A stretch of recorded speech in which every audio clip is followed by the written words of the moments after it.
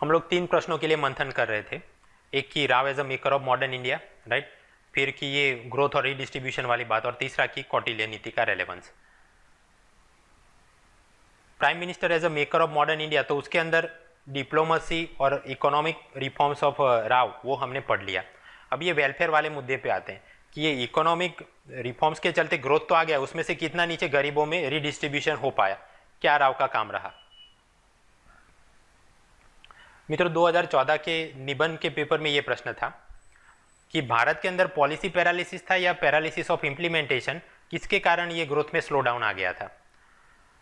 ये 2014 का पेपर, और उसी वक्त ये संजय बारू की किताबें निकली थी।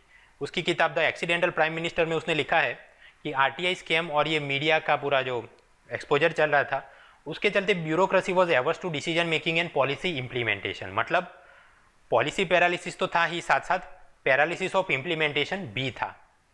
बोलने का मेरा ये है कि जब ये हम अगर कोई ऐसे प्रश्न का सामना करें कि राव की चलते हमें ऐसी विरासत में इकोनॉमी मिली है जहाँ पर ग्रोथ पे फोकस रहता है बट गरीब कल्याण पे नहीं रहता वगैरह, तो ऐसे जो ऑथर्स कुछ लिख के गए हैं किताब में, उसको भी हमने we have to give them due diligence, और वो क्या मुद्दे हैं उस हिसाब से कुछ जवाब लिखें, then we will be on the safe side.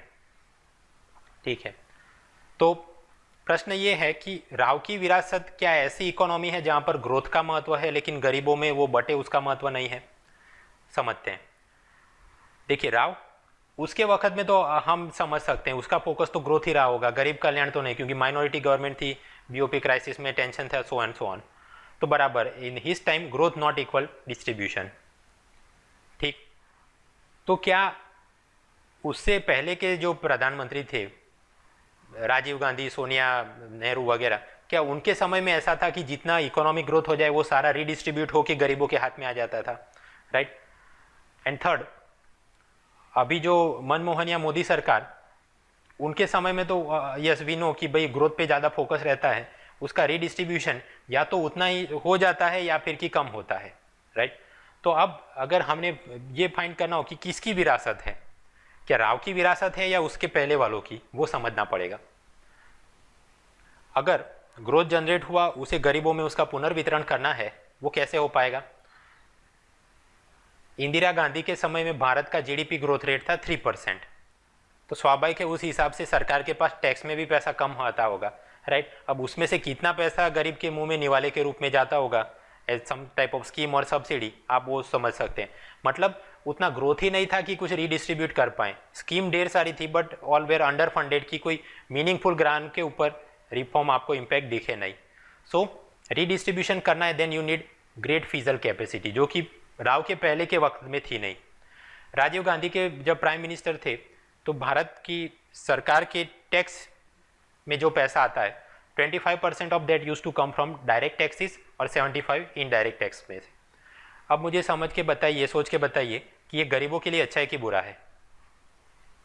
बुरा है, क्योंकि ज़्यादातर पैसा सरकार का इनडायरेक्ट टैक्स में से आ रहा है, और हम ये जानते हैं indirect taxes are regressive in nature, वो गरीबों की जेब पे ज़्यादा बोझ डालते हैं। तो एक तो वैसे ही कुछ पैसा ऊपर से निवाले में आ नहीं रहा और नीचे जो था वो भी खींच के चला जा रहा है, तो how is this redistribution, right. तो मतलब हम जो ये समझ के चलते हैं कि भाई राव के आने से पहले के ज़माने में इन दोज प्राइम मिनिस्टर जो भी ग्रोथ होता था उसका अच्छी तरह से रीडिस्ट्रीब्यूशन हो जाता था, no, that assumption is wrong, right. तो मतलब कि उस वक्त भी नहीं था, राव के वक्त में तो था ही नहीं, वो तो हम समझते हैं। तो अब हमें सोचना पड़ेगा कि भाई क्या राव की ये लेगेसी है पूरी की ग्रोथ ज़्यादा फोकस है, रीडिस्ट्रीब्यूशन कम है वगैरह, या फिर कि उसके पहले वाले लोगों की उनकी ये विरासत है। देखिए, राजीव गांधी के समय में हमने देखा कि डायरेक्ट टैक्स में कम पैसा था, इनडायरेक्ट टैक्स में ज़्यादा, रिग्रेसिव इन नेचर, गरीब की तकलीफ थी। राव ने बहुत सारे रिफॉर्म्स लिए जिसके चलते कॉरपोरेशन टैक्स, और क्योंकि thriving middle class, rich class, तो इनकम टैक्स में बहुत बढ़ोतरी आई, राइट। तो वहाँ से फास्ट फॉरवर्ड हो कि आप ये मनमोहन या मोदी सरकार तक आएंगे तो पता चलेगा कि केंद्र सरकार के टैक्स रिसोर्स जितना भी आता है 55% of that comes from direct taxes and 45 comes from indirect taxes. तो मतलब अब क्या है, अब गरीब की बोझ पे उतना, गरीब की जेब पे उतना बोझा नहीं है, because we know that direct taxes are progressive in nature, अमीर आदमी की बोझ जेब पे वो ज़्यादा डालता है। तो इन दिस क्वालिटेटिव भी डिफरेंस आ गया, एंड सेकेंडली क्योंकि टैक्स में ढेर सारा पैसा आता है, तो अब सरकारों के पास इतना पैसा रहता है कि वो मनरेगा चला सके या डायरेक्ट बेनिफिट ट्रांसफर कर सके। तो हाँ, राव खुद भले नहीं कर पाए, but slowly he help other people. आगे बात, सरकार के पास ढेर सारा पैसा भी हो, नीचे गरीबों को देना भी हो, तो वो रीडिस्ट्रीब्यूशन करने के लिए अच्छे डिलीवरी टूल्स भी होने चाहिए। इंदिरा गांधी ने बैंकों का नेशनलाइजेशन, राष्ट्रीयकरण करवाया, लेकिन हमें पता चलता है कि बैंक के द्वारा जो लोन में पैसा घूमता था, majority of that use to land in the hands of big farmers in the rich states. तो बड़े किसानों को ही लाभ हुआ, वहाँ बैंकों के राष्ट्रीयकरण से छोटे किसान को लोन मिल गए नहीं, वो तो आज की तारीख में भी मनी लेंडर्स के सकंजे में है। सेम वे जिस राजीव गांधी, वो बहुत सारी फूड सब्सिडी लेके आया, बट वो तो खुद से ही बोल देता था कि भाई मैं ऊपर से इतना 1 रुपया बेचता हूँ तो नीचे 10 पैसा ही जाता है। फास्ट फॉरवर्ड में हम नरसिंहा राव तक जाएं, हमें पता है कि IMF ने बोला था अता माजी सटकेल तुम सब्सिडी बिल कम करो, तभी जाके IMF आपकी मदद करेगी। तो राव ने fertilizer subsidy, export subsidy, PDS, sugar, LPG, वो सब के अंदर वो कटौती की, जिसके कारण जो राजीव गांधी के समय में केंद्र सरकार का 11% of their expenditure use to be on subsidy, वो कम होके 7% तक ला दिया। अब आप समझिए राव ने क्या किया है, सब्सिडी कम की है, बट उसका वो लीकेज कम नहीं कर पाए। इसका हमें इम्पैक्ट ये देखने को मिलता है, राजीव गांधी के समय में वो खुद बोलते थे कि भाई मैं 1 रुपया बेचता हूँ तो लीकेज के चलते गरीब के हाथ में केवल 10 पैसा आता है। अब आप देखिए कि नरसिंहा राव ने क्या किया, सब्सिडी क्वांटिटी वाइज कम करना शुरू किया, परसेंटेज वाइज कम करना शुरू किया, राइट। तो अब आप सब विजुलाइज कर सकते हो कि वो तो पहले से ही ऊपर से 10 पैसा बेच रहा है, अब नीचे तक जाएगा तो लीकेज के चलते गरीब के हाथ में क्या आएगा, 1 पैसा ही आएगा। सो ऑब्वियसली जो ग्रोथ होगा वो धीरे धीरे आपको नीचे रीडिस्ट्रीब्यूशन में दिखेगा नहीं, गरीब को ये नहीं लगेगा कि LPG रिफॉर्म से मुझे कुछ फायदा हुआ है। बट क्या ये राव की गलती थी? नहीं, क्योंकि उस पर तो IMF का दबाव था कि भाई आप सब्सिडी देना कम करो, और राव के पास उस जमाने में ये RTI, UID, direct benefit transfer, वो सब करने के लिए या तो वो पूरा पॉलिटिकल मैंडेट और विजन वो सब था नहीं। वो डायरेक्ट बेनिफिट ट्रांसफर कैसे करते, उस जमाने में उतनी बैंक और उसका पेनिट्रेशन और फाइनेंशियल इंक्लूजन भी नहीं था, right. So he did not have the tools to reduce this leakage. उसी प्रकार अगर PDS सिस्टम वगैरह में कुछ बड़ा रिफॉर्म करना हो तो राज्य सरकारों की मदद लेनी पड़ेगी, वो तो खुद माइनॉरिटी गवर्नमेंट में क्या गंगा नहाएगा क्या निचोड़ेगा क्या, लाइक दैट। सो कुछ कर नहीं पाए। तो रीडिस्ट्रीब्यूशन राव के समय में इमीडिएट नहीं हुआ, बट आगे चल के तो हुआ। राव ने जो रिफॉर्म्स लिए उसके चलते केंद्र सरकार की फिजिकल कैपेसिटी बढ़ी, कॉर्पोरेशन टैक्स, इनकम टैक्स में ढेर सारा पैसा आने लगा। तो उसके बाद वाले जो फाइनेंस कमीशन बैठे उनकी मदद से जो राज्यों को पैसा गया, 73rd 4th अमेंडमेंट राव ने लिया था, राइट। तो फिर वो ग्रांट में पैसा जो पंचायती राज बॉडीज को गया, उस हिसाब से आगे चल के तो रीडिस्ट्रीब्यूशन हो पाया, राइट। राव हमें पता है कि he could not do labour reforms because state ने ऑपोजिशन किया और लेबर यूनियन वाले टांग अड़ाते थे। इसके चलते भारत के अंदर कॉर्पोरेट्स तो खड़े हुए, बट वहाँ पर वो ऑर्गेनाइज सेक्टर में formal jobs could not be created. अगर ऐसा होता, ड्राइवर माली सबको कॉन्ट्रैक्ट पे नौकरी मिल जाती, तो वो सीधा ही अमीर आदमी की जेब से पैसा गरीब के हाथ में चला जाता। दैट कुड नॉट हैपन, क्योंकि राव फैक्ट्री लेबर रिफॉर्म्स नहीं कर पाए थे। बट हाँ, आगे चल के दूसरों ने किया और वो प्रयत्न चालू है, रेगुलेटरी कोलेस्टेरोल कम करना, स्किल इंडिया करना, ये वो करके। अब BS 164 में आपको माल मिल जाएगा। डिलीवरी मैकेनिज्म, हमारे ये नए सर्वे में मैंने आपको पढ़ाया था कि कैसे first mile, middle mile, last mile के अंदर पूरे इंटीग्रेटेड चेन होनी चाहिए। कुछ चीज़ों में DBT चाहिए, कुछ में बापू चाहिए। अब वो सारी चीज़ें राव के ज़माने में थी नहीं, राइट। बट उसने वो एक माहौल तो खड़ा कर दिया, कैसे प्राइवेट बैंकों को अनुमति दी, NBFC वगैरह के अंदर भी जो रिफॉर्म्स लिए, तो धीरे धीरे अब गांव के अंदर भी फाइनेंशियल इंक्लूजन होने लगा। इमीडिएट नहीं हुआ, बाद में चल के। उसी प्रकार अब इतनी सारी बैंक्स हैं, उनके बीच कंपटीशन इतना है कि हर एक को ब्रांच नहीं खोलनी है।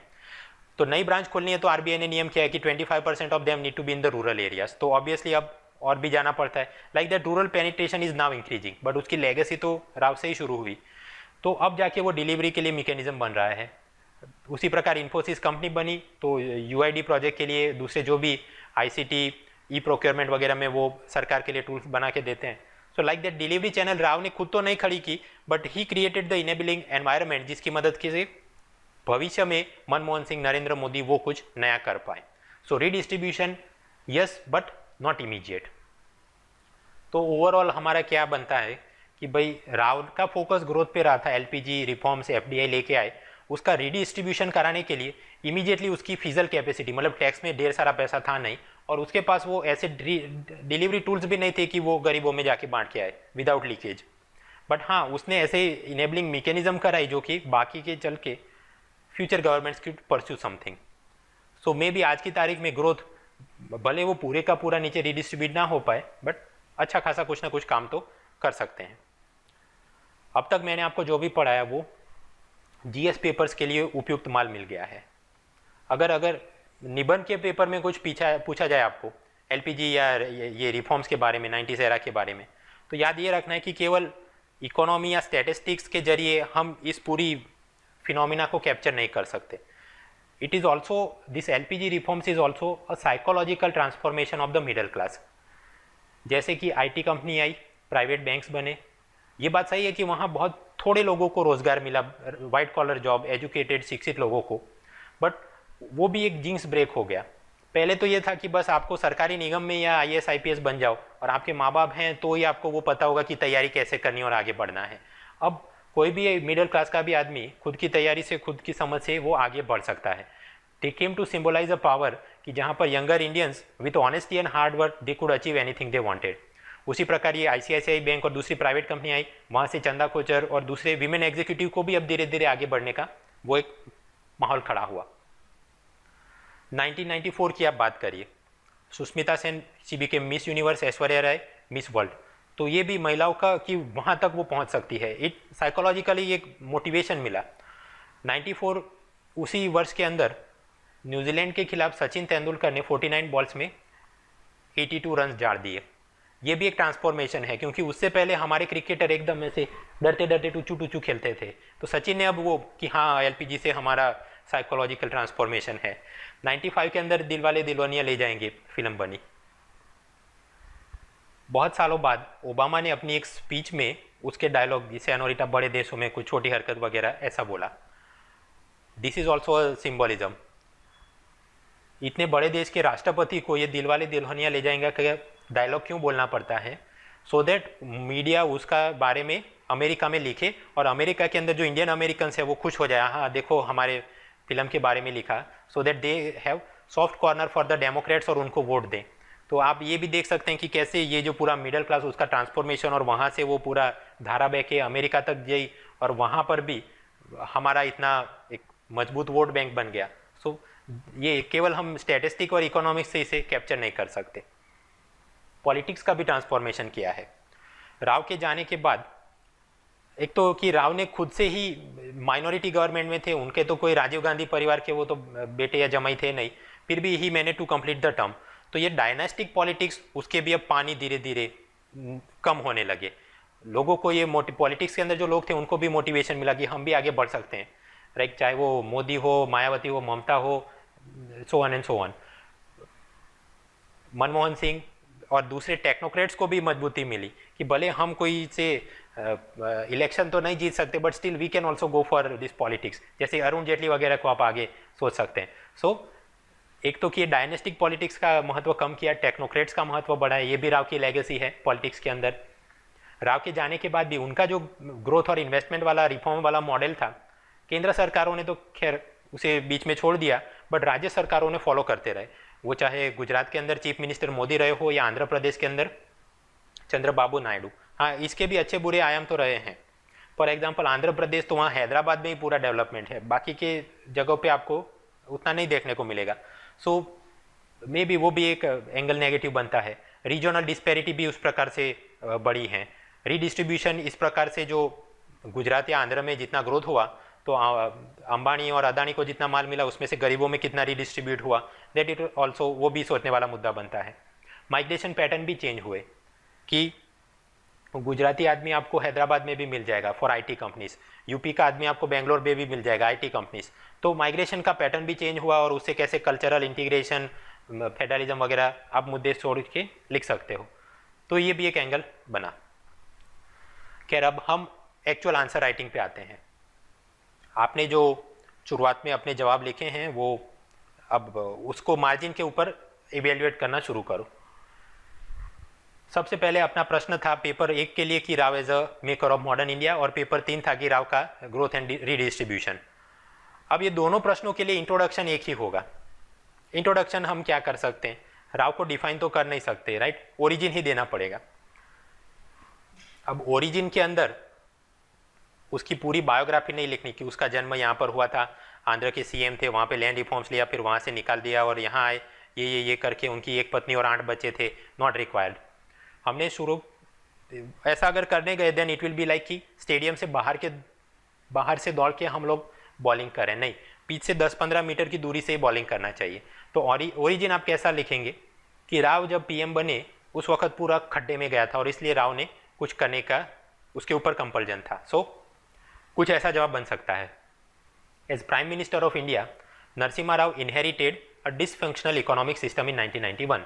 वो आए तभी वो इकोनॉमिक खड्डे में गई थी, जहां पर कि where in licence quota inspector raj had stymied the private entrepreneurs, inefficient PSU had free run and India was isolated from international market। Licence quota inspector raj के चलते जो प्राइवेट खानगी उद्योगपति या छोटे हैं वो आगे नहीं बढ़ सकते थे, सरकारी निगम वाले पूरी इकोनॉमी पे उनका राज चल रहा था और भारत विदेशी बाजारों से अलग थलग पड़ गया था।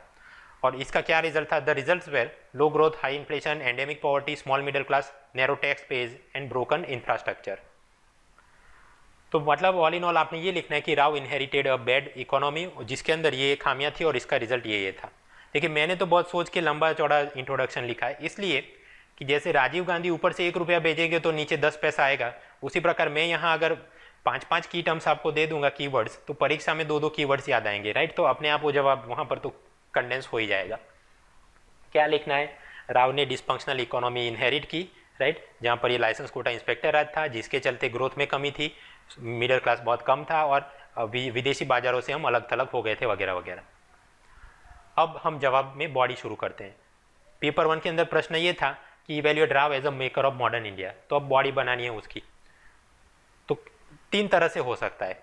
एक फ्लो आप ऐसा बना सकते हैं कि इंट्रोडक्शन के बाद सीधा आप राव के इकोनॉमिक रिफॉर्म्स पे आओ, राइट। और इसके क्या फ़ायदा है, इंट्रोडक्शन में हमने इकोनॉमी खराब थी ऐसा बोला, तो पहले पैराग्राफ के अंदर राव ने इकोनॉमी में क्या रिफॉर्म लिए वो आप लिख सकते हो। सेकंड पैराग्राफ वेलफेयर वाला, ग्रोथ, रीडिस्ट्रीब्यूशन, सब्सिडी वाला कुछ मुद्दा लिख सकते हो। थर्ड पैराग्राफ में राव की डिप्लोमेसी लिख सकते हो एंड देन कंक्लूजन आ जाए। तो ये एक तरीका हो सकता है। दूसरा तरीका आप ऐसे लिखो डिप्लोमेसी से। देखिए इंट्रोडक्शन में हमने ये लिखा कि India was isolated from international markets, उसके बदले आप ऐसा कर सकते थे कि India was isolated from international global world वगैरह वगैरह, और फिर आप लिंक कर सकते हो। तो डिप्लोमेसी में राव ने बदलाते आयामों के मुताबिक क्या क्या किया, फिर आप इकोनॉमी की बात करो, फिर आप वेलफेयर की बात करो and then you come to conclusion. ये एक फ्लो हो सकता है। तीसरा फ्लो टीडियस हो जाएगा। कैसे, suppose you right first for कि इंट्रोडक्शन लिखा है डिसफंक्शनल इकोनॉमी, फिर आप राव की इकोनॉमिक रिफॉर्म फर्स्ट पैराग्राफ में लिखोगे, सेकंड में डिप्लोमेसी लिखोगे एंड थर्ड में वेलफेयर लिखोगे। अगर ऐसा किया then answer will become tedious, क्योंकि जब इकोनॉमी का आप लिखोगे then you will have to write कि भाई सब्सिडी कम करना पड़ा, फैक्ट्री लेबर रिफॉर्म्स वो ले नहीं पाए एंड सो ऑन। और फिर डिप्लोमेसी लिखा, फिर आपने वेलफेयर में वापस वही पॉइंट्स को दोहराना पड़ेगा कि because he could not do labour and electricity reforms या कि सब्सिडी कम किया था वगैरह वगैरह। तो क्या होगा, एक ही मुद्दे ऐसा लगेगा कि वापस मेरे को लिखने पड़ने, तो आपका फ्लो कम हो जाएगा, it will become a tedious flow. तो इससे बचना चाहिए, ये दोनों फ्लो सही है। इंट्रोडक्शन लिखा, फिर इकोनॉमिक रिफॉर्म्स, वेलफेयर, डिप्लोमेसी, ऐसा कुछ प्रयत्न करते हैं, या फिर सीधा डिप्लोमेसी लिखो तो भी कोई पंगा नहीं। खैर, तो बॉडी इस हिसाब से आप बना सकते हो। फर्स्ट पैराग्राफ इकोनॉमी अपने 5-6 पिलर के अंदर जो जो याद आए आपको, बैंकिंग फाइनेंस में ये किया, बजट, बीओपी, राइट, और उसके अंदर खास कि हम WTO के फाउंडिंग मेंबर बने। नेगेटिव एस्पेक्ट क्या रहे, माइनिंग के अंदर हम कुछ कर नहीं पाए, ज़्यादा इंफ्रास्ट्रक्चर में रह गया, इलेक्ट्रिसिटी और फैक्ट्री लेबर रिफॉर्म ले नहीं पाए बिकॉज, और उसके चलते एग्रीकल्चर से सीधा जंप मार गया सर्विस सेक्टर में और मैन्युफैक्चरिंग वॉज नेग्लेक्टेड। एक बात। सेकंड पैराग्राफ अपना हो सकता है वेलफेयर, वहाँ पर 73rd एंड 4th अमेंडमेंट वो लेके आए, नवोदय विद्यालय बनाए, एग्रीकल्चर लैंड एजुकेशन पॉलिसी के अंदर वो कुछ ज़्यादा कर नहीं पाए क्योंकि राज्यों को साथ में लेके चलना था। और ग्रोथ डिस्ट्रीब्यूशन में जो पढ़ा है आपको, 1-2 सेंटेंस में आप समराइज कुछ लिख सकते हो। Third paragraph will be of diplomacy. क्या बात रही कि जो नए डेवलपमेंट हुए थे उस हिसाब से उसने भारत की विदेश नीति को रीअलाइन किया।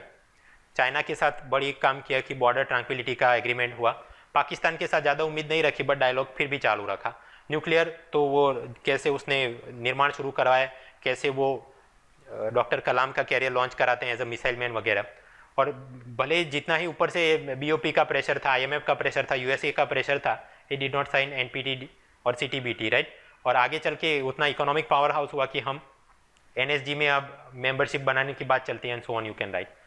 राव को ये भी पता था कि अगर मुझे वॉशिंगटन तक जाना है तो तेल अवीव इजराइल से निकलना पड़ेगा, तो कैसे फुल प्लेज उसने डिप्लोमेटिक रिलेशन एस्टैब्लिश किए और लुक ईस्ट एशिया पॉलिसी का वो मास्टरमाइंड था। So like that you can create the body. अब आते हैं, हम इंट्रोडक्शन कर लिया, Rao as a maker of modern India, body लिख दिया 3 पैराग्राफ में, कंक्लूजन में क्या लिख सकते हो? देखिए प्रश्न क्या था, इवेल्युएट, राइट। तो इवेल्युएशन मतलब कि अच्छा था बुरा था ऐसा कुछ करना पड़ेगा, तो ऐसा कुछ जवाब बनाने की कोशिश करते हैं। हाँ, उसके ऊपर कुछ कंट्रोवर्सी भी थी, लेकिन वो फिर भी उसने अपने हिसाब से काम तो किया और दूसरे टेक्नोक्रेट्स का कैरियर लॉन्च करने में भी उसका जो रोल रहा, therefore he is maker of the other makers of India, ऐसा कुछ बनाते हैं प्रश्न का जवाब। 2 Babri demolition, JMM bribery case, Enron, जितना याद है लिख सकते हो, वेयर ब्लोड्स ऑन हिज करियर, मतलब कि सम कंट्रोवर्सी थी, बाबरी का विध्वंस और झारखंड मुक्ति मोर्चा के अंदर उसने कुछ हॉर्स ट्रेडिंग का प्रयत्न किया था। खैर, तो ऐसी कुछ कंट्रोवर्सी में वो रहे थे, उसकी कारकिर्दी पर ये दब्बा है, हाँ, but still he not only played an instrumental या significant role in shaping modern India, but also he launched career of the technocrats who later themselves shape the modern India. चाहे वो कलाम, आप न्यूक्लियर मिसाइल मैन देख लो, चिदम्बरम जो VAT लेके आएंगे, या मनमोहन सिंह जो राइट टू एजुकेशन या राइट टू इन्फॉर्मेशन एक्ट लेके आएंगे, राइट। तो उन्होंने खुद से तो रोल प्ले ही किया, बट साथ साथ दूसरों के कैरियर भी शेप किए जो कि आगे चल के अपना रोल प्ले करेंगे। So like that, yes, some controversy, still maker of India and maker of other makers of India, ऐसा कुछ कंक्लूड आप कर सकते हो in the evaluation of Rao as a maker of modern India. आपको याद होगा कि मैंने बताया कि बॉडी के अंदर 2 ही टाइप के जवाब करने होते हैं, या तो कथा करो या एनालिसिस करो, लेकिन एनालिसिस वाला हो तो उसका कंक्लूजन जरा सावधानी से लिखना चाहिए, राइट। एनालिसिस वाले में कंक्लूजन क्या होना चाहिए कि फाइंडिंग टाइप का कंक्लूजन होना चाहिए। तो हमने फाइंडिंग टाइप का ही कंक्लूजन यहाँ पर बनाया कि राव संत थे या सिनर थे या अच्छे थे बुरो थे, राइट। सेम उसी प्रकार का कंक्लूजन बनाया। देखिए फाइंडिंग टाइप का कि हाँ कुछ कंट्रोवर्सी थी बट फिर भी उसने काम तो किया और दूसरों को भी मदद की। सो कंक्लूजन इज, जब भी ये इवेल्युएट है, एग्जामाइन, राइट क्रिटिकल नोट, तो कंक्लूजन कैसा होना चाहिए? फाइंडिंग टाइप का कंक्लूजन होना चाहिए। खैर, तो पेपर 1 का अपना प्रश्न जो था, evaluate Rao as one of the makers of the modern India, वो जवाब मॉडल आंसर हमने देख लिया। इसके अलावा भी लिख सकते हो, दिस इज नॉट कि ये कोई लकीर नहीं खींची है, बट इसके आगे पीछे कुछ हो तो वो अच्छा है। पेपर 3 में अपना प्रश्न था कि राव की लेगेसी ऐसा इकोनॉमिक सिस्टम है जहां पर कि विकास का तो महत्व है बट गरीबों में उसका पुनर्वितरण करना उतना महत्व नहीं है, एग्जामाइन क्रिटिकली। तो अगेन यहाँ पर क्या है, एग्जामाइन क्रिटिकली, राइट, मतलब क्या एनालिसिस करो टाइप का प्रश्न। तो इसका भी कंक्लूजन क्या है, यस नो टाइप का, कुछ फाइंडिंग टाइप का आना चाहिए, प्रयत्न करते हैं। अगेन दिमाग में ये बिठा के रखना चाहिए कि ग्रोथ टू डिस्ट्रीब्यूशन कैसे हो सकता है। राव ने ग्रोथ तो कराया, एलपीजी रिफॉर्म्स, एफडीआई रिफॉर्म्स, उसका रीडिस्ट्रीब्यूशन करने के लिए क्या उसके पास उतनी फिजिकल कैपेसिटी, टैक्स में पैसा आता था क्या उसके पास ऐसे डिलीवरी मैकेनिज्म थे कि गरीबों के ऊपर विदाउट लीकेज वो पैसा पहुंचा सके? उस प्रकार से हमने उसका मूल्यांकन करना चाहिए, और उसके पहले वालों का और उसके बाद वालों का, तभी जाके राव की लेगेसी में कुछ ब्लेमिंग हो सकता है। तो अब इसका जवाब बनाते हैं, ग्रोथ वर्सेस रीडिस्ट्रीब्यूशन। इंट्रोडक्शन में क्या हो सकता है? इंट्रोडक्शन 3 तरीके से हो सकता है, define, origin and give data. अब डिफाइन में कुछ सोच सकते हो, बट बेटर हमारा तो सीधा तरीका है, GS 1 और 3 के लिए एक ही इंट्रोडक्शन होगा। कौन सा?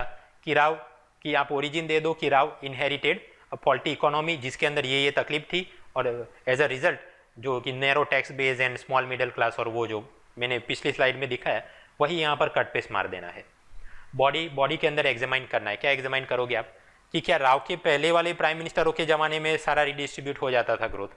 राव को क्यों ग्रोथ पे फोकस करना पड़ा? क्या उसने कोई प्रयत्न किया था ताकि रिडिस्ट्रीब्यूट नीचे हो जाए? और क्या राव ने ऐसा कुछ वो चीज़ें अच्छी छोड़ के चले गए कि आगे चल के प्राइम मिनिस्टर्स को मदद मिले ग्रोथ टू रिडिस्ट्रीब्यूशन करने में? और अंत में फाइंडिंग। अब क्योंकि एग्जामाइन करना है तो फाइंडिंग क्या होगा? यस नो टाइप का कुछ करना होगा। ये जो लिखा है उसकी समरी नहीं करनी हमने कंक्लूजन में फाइंडिंग दिखाना है कि हाँ या ना। करते हैं। इंट्रोडक्शन तो हो गया, राव इनहेरिटेड अ डिस्फंक्शनल इकोनॉमी। बॉडी में क्या लिखना है, फर्स्ट पैराग्राफ में ये कि भाई ग्रोथ हो बट फिजल कैपेसिटी, ग्रोथ भी होना चाहिए, फिजल कैपेसिटी, तभी जाके रीडिस्ट्रीब्यूट हो सकता है। तो प्री एलपीजी इकोनॉमिक सिस्टम में क्या था, 3% हिंदू ग्रोथ रेट, इसके चलते सरकार का टैक्स बेस ही इतना कम था कि वो नंगा नहाएगा क्या, निचोड़ेगा क्या, गरीब के हाथ में क्या आएगा। उस जमाने में हमने देखा कि इनडायरेक्ट टैक्स में सरकार को ज़्यादा पैसा मिलता था, तो they are regressive in nature, तो वो तो ज़्यादा गरीब को परेशान करता था। राव ने यहाँ जो जो रिफॉर्म्स लिए, राइट, वो भविष्य की सरकारों की फिजल कैपेसिटी बढ़ाते हैं और वो उसे वहाँ पर मदद करते हैं। So like that you can form the first paragraph. Then second paragraph में क्या राव के पास ऐसी डिलीवरी मैकेनिज्म टूल्स थे जिसकी मदद से वो ग्रोथ को नीचे ले जा सके? नहीं, उसने ग्रोथ कराया, कॉर्पोरेट्स आ गए, right, but factory labour reforms वो कर नहीं पाए, तो मतलब कि formal jobs in organise sector could not be created. अगर ऐसा होता तो गरीब आदमी सीधा अंबानी की यहाँ फुल टाइम कॉन्ट्रैक्ट पे नौकरी लिख जाता और उसके जेब में पैसा आ जाता। That could not happen. तो मतलब राव के पास वो एक टूल था नहीं, फैक्ट्री लेबर रिफॉर्म्स, क्योंकि राज्यों की मदद नहीं मिल रही थी। सब्सिडी उसे कम करनी पड़ी क्योंकि आईएमएफ का प्रेशर था, लेकिन सब्सिडी का लीकेज वो कम नहीं कर पाया। और आगे चल के सब्सिडी कम करना, it has become a fashionable word under the FRBM act. अगर आज कोई इकोनॉमिस्ट या सरकार ये बोले हम सब्सिडी कम करेंगे, स्ट्रीमलाइन करेंगे, हाँ हाँ अच्छी बात है, ये सब सोचते हैं। राव के पास ऐसे टूल्स नहीं थे, आईसीटी देख लो, आधार कार्ड, यूआईडी, ऐसा कुछ। उसके पास कोई पॉलिटिकल मैंडेट भी नहीं था कि लेबर रिफॉर्म, एपीएमसी ऐसा कुछ करा पाए, राइट। सो बट फिर भी उसने 73rd एंड 4th अमेंडमेंट तो लेके आया, और आगे चल के टैक्स डेवोल्यूशन के नाम पे इनके पास जो पैसा जाएगा वो भी गुड़ी गुड़ी थिंग्स आप लिख सकते हो, क्योंकि जैसे कि ये अपनी पीआरआई बॉडीज बनी, उन्हें ही अब हम यूज़ करते हैं फॉर बेनिफिशियरी आइडेंटिफिकेशन, और वो खुद की प्रायोरिटी के हिसाब से पूरा डेवलपमेंट प्लान बनाते हैं वगैरह वगैरह। सो like that growth translates into redistribution. और उसने जो प्राइवेट बैंकों को अनुमति दी, एनबीएफसी में और सुधार किए, नए लाने की कोशिश की, तो जिसके चलते एक पूरा नेटवर्क बनाए जो कि हम आज की तारीख में फाइनेंशियल इंक्लूजन के बारे में सोच सकते हैं, डायरेक्ट बेनिफिट ट्रांसफर लाने के लिए सोच सकते हैं। So he created the enabling opportunities. अब कंक्लूजन बनाना है। प्रश्न क्या था, क्रिटिकली एग्जामिन, तो कंक्लूजन किस टाइप का होगा? अब तक जो लिखा है उसका समराइज वापस नहीं करना है, हमने उसके हिसाब से फाइंडिंग दिखाना है कि हाँ अच्छा था, बुरा था, सही था, गलत था। तो क्या कंक्लूड करोगे आप कि statement is right but Rao is not the villain, बनाते हैं ऐसा कुछ। While growth and redistribution are necessary for each other, दोनों की एक दूसरे के लिए जरूरत है, but Rao face the external pressure to pursue former, क्या आईएमएफ का पूरा और बीओपी क्राइसिस, इसलिए उसे तो ग्रोथ को परस्यू करना था, and he lacked the appropriate tools, ICT, UID वगैरह, and political mandate factory labour reforms के लिए, to implement the latter, latter वाला मतलब रीडिस्ट्रीब्यूशन इम्प्लीमेंट करने के लिए उसके पास वो संसाधन था नहीं। स्टिल हाउएवर राउत का जो ग्रोथ फोकस रहा है उसकी मदद से सरकार की फिजल कैपेसिटी, टैक्स रिसोर्सेज बढ़े हैं, राइट, डायरेक्ट टैक्स कलेक्शन वगैरह, सब्सिडी का वो जो पूरा चल रहा था वो थोड़ा काबू में आया, फिजल कंसोलिडेशन हुआ है, and in turn this has help the subsequent governments to pursue मनरेगा, डायरेक्ट बेनिफिट ट्रांसफर वगैरह वगैरह, for distributing the growth to the poor people. इस प्रकार से कुछ कंक्लूजन बना सकते हैं। अगेन ये भी आराम से सोच के लिखने जाओ तो अच्छे अच्छे लिख सकते हैं, परीक्षा में हार्ड एंड फास्ट लिखना है तो क्या कर सोच सकते हो कि हाँ कंक्लूजन कुछ ऐसा फाइंडिंग दिखानी है, तो हाँ राव का सही है but Rao was not the villain, like that you can make some answer. Paper 4 में अपना प्रश्न था, though written in the ancient times Kautilya's treatise are relevant for modern day crisis management, elucidate with example. अब यहाँ पर भी आमिर खान बन के हम पूरा की उसकी सभी नीतियाँ और सूत्र पढ़ें और फिर अच्छा ये वाला सूत्र यहाँ पर इस्तेमाल, नो टाइम इज लेफ्ट, जुगाड़पंथी में जवाब बनाते हैं। कौटिल्य की दो बातें थी, एक कि भाई अपना लक्ष्य हासिल करने के लिए मॉरली ड्यूबियस कुछ अगर यूज़ करना पड़े तो उसमें कोई हरकत नहीं, तो उस हिसाब से अगर एग्जाम्पल देना है तो गांधी नेहरू तो आ नहीं सकते क्योंकि उनको ज़रा ज़्यादा ही सिद्धांतवादी थे। सरदार पटेल ले सकते हैं, जैसे उसने वो रजवाड़ों का एकीकरण कराए, नरसिंह राव को ले सकते हैं, बहुत सारा पढ़ लिया। मोदी को भी ले सकते हैं कांग्रेस मुक्त गुजरात और भारत करने के लिए, ममता बनर्जी को भी ले सकते हैं लेफ्ट मुक्त वेस्ट बंगाल करने के लिए, जिसका माल अपने पास ज़्यादा हो वो आप बोल सकते हो। देखिए क्योंकि ये भी क्राइसिस मैनेजमेंट ही था, ममता की तृणमूल के लिए क्राइसिस मैनेजमेंट था कि लेफ्ट के सामने लड़ना है, मोदी के लिए था like, so anyone is justified provided कि आपके पास सही पॉइंट्स हो। खैर, तो ये सब क्राइसिस मैनेजमेंट में 6 उपाय साम दाम दंड भेद माया एंड उपेक्षा, आप कुछ लिख सकते हो। जवाब का फ्लो बनाते हैं। एक तो इस तरह से हम जवाब बना सकते हैं कि भाई प्रश्न ये था कि relevance of Kautilya in crisis management with real example. तो एक आप ऐसा कर सकते हो कि व्याख्या दो, इंट्रोडक्शन के अंदर डिफाइन करो क्राइसिस मैनेजमेंट क्या होता है, फिर फर्स्ट पैराग्राफ में आप कोई केस दो, किस प्रकार का क्राइसिस या प्रॉब्लम या सिचुएशन था, और सेकंड पैराग्राफ में आप लिखो कि भाई कैसे सॉल्व किया और वहाँ चाणक्य के कौन से सिद्धांत कहाँ पर काम आए। एक ये फ्लो बन सकता है। बट यहाँ पर दिक्कत है, अपना अगर पब्लिक एडमिनिस्ट्रेशन या मैनेजमेंट ऑप्शनल सब्जेक्ट नहीं है तो क्राइसिस मैनेजमेंट डिफाइन करना ही खुद में एक क्राइसिस हो जाएगा। So better leave this one. हम दूसरी स्ट्रेटेजी अपनाएं कि इंट्रोडक्शन में हम डिफाइन ना करें, rather give origin, right. Origin क्या, कौटिल्य का ओरिजिन, उसके कौन सा वो शोध था उसका ओरिजिन। फर्स्ट पैराग्राफ में आप कोई रियल लाइफ प्रॉब्लम दिखाओ, सेकंड पैराग्राफ में कि उसका कैसे सॉल्यूशन दिया और वो कैसे कौटिल्य यूज हुआ। तो सेकंड फ्लो से चलते हैं। और क्योंकि अपना ये प्रश्न क्या था, एल्यूसिडेट, राइट, तो इसका कंक्लूजन किस प्रकार से होना चाहिए, जो बोला उसका वापस समरी नहीं करना है। हमने इस प्रकार से फाइंडिंग कंक्लूजन क्या है कि हाँ यस, कौटिल्य जितना प्राचीन युग में सातत्यपूर्ण था, he is still relevant in the modern world as well. करते हैं। सबसे पहले GS4 अपना प्रश्न, उसका इंट्रोडक्शन 3 तरीके से हो सकता है। डिफाइन क्राइसिस मैनेजमेंट आता नहीं अपने को तो ओरिजिन करना पड़ेगा। ओरिजिन किसका, कौटिल्य का। कौन था, he was a teacher philosopher royal adviser in the court of Chandragupta. उसने कौन सी किताब लिखी, अर्थशास्त्र एंड चाणक्य नीति। और उसका क्या जिस्ट था कि फॉर क्राइसिस मैनेजमेंट, हमने तो मारपीट के जवाब सेट करना है कि उसने वो ये मानता था कि एंड के लिए मीन्स जो भी ड्यूबियस हो तो भी जस्टिफाई कर सकते हैं। देन 6 उपाय, साम दाम दंड भेद माया एंड उपेक्षा, उसके बारे में कुछ लिखो। अब अपना बॉडी शुरू होता है। बॉडी का फर्स्ट पैराग्राफ क्या लिखना है, कोई रियल केस लिखो। हमने तो क्योंकि राव पढ़ा है तो राव का ही लिखना है। प्रस्तावना ऐसे हो सकती है ये केस की, among the national leaders who had to face crisis, Rao situation was noteworthy for his unprecedented graveness. देखिए इससे पहले भी क्राइसिस तो बहुत आई, जैसे कि पाकिस्तान या चीन ने आक्रमण कर दिया, बट उस वक्त सरकार जो पार्टी थी वो मेजोरिटी में थी। फेमाइन एपिडेमिक्स वगैरह, तो वहाँ पर भी विदेशों वगैरह से कुछ मदद मिल जाती। राव का सिचुएशन अनप्रेसिडेंटेड क्यों, उसकी सरकार माइनॉरिटी में है, विदेशी ताकतें उसको मदद करने से IMF वगैरह वो कंडीशन रख रही हैं। सो अनप्रेसिडेंटेड ग्रेवनेस था। अब आप थोड़ा और इसमें विस्तृत करके क्या लिखोगे, क्या प्रॉब्लम था राव का। तो जो मैंने आगे आपको राव का इंट्रोडक्शन पढ़ाया फॉर पेपर 1 and 3 कि in 1991 Rao as a prime minister of India inherited a dysfunctional economy, right, जहाँ पर कि लाइसेंस कोटा इंस्पेक्टर राज के चलते it stymied the private entrepreneurs, फिर ये PSU का इतना फ्री रन था, and the result were narrow tax base, small middle class, low growth, high inflation वगैरह। तो इस प्रकार से आप जो मैंने अब तक पढ़ा है वही समराइज, जो इंट्रोडक्शन हमने पढ़ा वही यहाँ पर वापस लिख देना है। So this is our first paragraph कि आप प्रॉब्लम बताओ क्या था। सेकंड पैराग्राफ कि भाई यहाँ पर कौटिल्य कैसे रेलेवेंट है। तो 4 या 6 जो भी उपाय आपको याद है, साम दान दंड भेद माया उपेक्षा, और वो राव ने कहाँ कहाँ कैसे कैसे यूज किए, एक एक दो दो आप एग्जाम्पल करो, आराम से जवाब हो जाएगा, बॉडी खत्म। And lastly we go to the conclusion. Conclusion क्या, प्रश्न का टर्म क्या था, एल्यूसिडेट। तो मतलब कंक्लूजन क्या होगा, जो अब तक पढ़ा उसका समरी नहीं, हमने कंक्लूजन में फाइंडिंग दिखाना होगा, प्रूव करना पड़ेगा कि हाँ सही में कौटिल्य इज रेलेवेंट या कौटिल्य इज इरेलेवेंट। तो क्या करेंगे, हाँ पॉजिटिव रेलेवेंट सही है, बनाते हैं ऐसा कुछ। The very fact that Rao government though in minority he manage to complete full term and chartered Indian economy out of the crisis period, it shows the relevance and efficacy of Kautilya's principles in crisis management. ये हो गया अपना conclusion.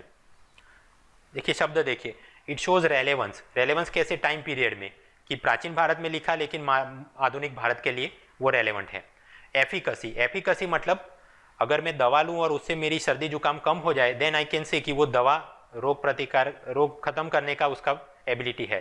तो efficacy मतलब ability to produce desire effect. अगर आप ये कौटिल्य के 4 या 6 सिद्धांत यूज करोगे, then yes you can come out of the crisis, तो एफिकेसी भी है। और एक चीज़ याद रखना, जब अंग्रेजी में लिखो subject verb agreement, Rao government managed मतलब भूतकाल में, to complete term and chartered वो भी भूतकाल में कंटिन्यूअस सेंटेंस है, तो दोनों ही ईडी हो गए, सब्जेक्ट वर्ब अग्रीमेंट होना चाहिए। ऐसा नहीं कि manage to complete term and charter Indian economy, वो जरा ध्यान रखना। खैर, तो ये भी हमने समझ लिया। और आगे बात, ये सब पढ़ाने का क्या उद्देश्य था? बिकॉज 91 क्राइसिस पीरियड के 25 साल पूरे हुए और राव के ऊपर 3 किताबें आ गई हैं। अब आप में से जिन लोगों ने अपने डीएफ फॉर्म में हॉबी में ये लिखा हो कि रीडिंग इज़ माय हॉबी, और आपको इंटरव्यू में अगर ये पूछा जाए कि कौन सी किताब लास्ट में पढ़ी थी, तो फिर कुछ लोग बिना पढ़े भी ये सोचते हैं अच्छा राव का कुछ बोल देता हूँ, I can manage that one, diplomacy और इकोनॉमी तो अच्छी खासी मुझे आती है। आई वुड नॉट सजेस्ट, क्योंकि उसके ब्लोटेड भी इतना ही है, बाबरी मस्जिद और सीधा गुजरात गोधरातांड तक वो पहुँच सकता है। So this is not a suitable book कि मैंने ये वाला पढ़ा, ऐसा कोई इंटरव्यू में बोलने का, because it can generate difficult type of questions. खैर, तो इस प्रकार से राव पढ़ना था, पढ़ लिया।